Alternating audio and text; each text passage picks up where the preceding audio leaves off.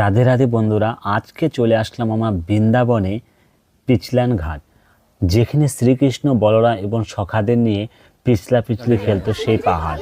এটা হচ্ছে রাজস্থানের চরণ পাহাড় বলেও এই জায়গাটা পরিচিত।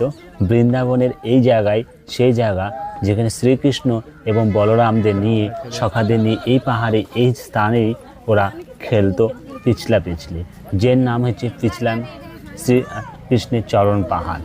আর সত্যি এইটার জন্য দেখো কত ভক্তরা এখানে ছুটে আসে এই জায়গাটা স্পর্শ করার জন্য।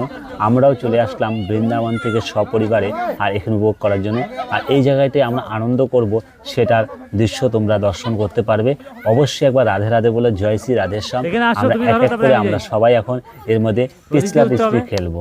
সত্যি সেই পুরনো 5000 বছর আগের এই স্থানেই শ্রীকৃষ্ণ বলরাম তার সখাদের নিয়ে এখানে পিছলা পিছলি খেলতো।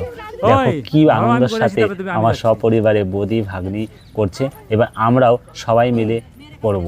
চলো রাধে রাধে জয় শ্রী রাধেশ্যাম। দেখো আমরা অনেক অনেক মজা করব। আর এদিকে দেখো আমার মা উঠছে আস্তে আস্তে ধীরে ধীরে, আমার মাও পিছলা পিছলি খেলবে।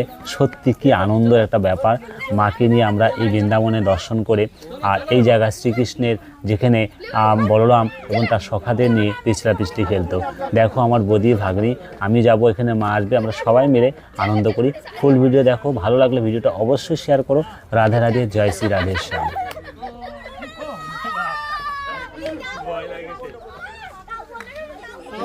কোথায় পিছলা পিছলি খেলতেছো? বৃন্দাবন শ্রীকৃষ্ণের শ্রীকৃষ্ণ ওই মা মা মা মা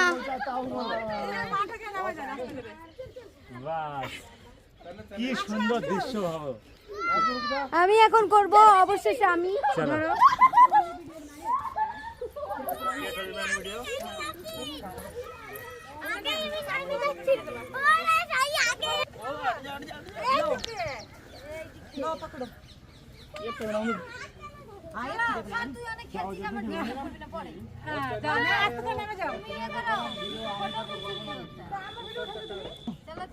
না হ্যাঁ স্টাডি আছে ভিডিও।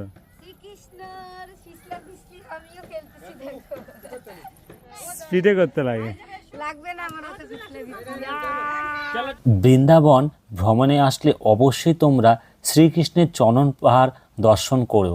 সত্যি এখানে এতটাই আনন্দ লাগে, সাথে পরিবারের সাথে যখন আমরা এই স্থানে আমরা উপভোগ করছিলাম, সত্যি এই সুখ আর বলে প্রকাশ করতে পারছি না।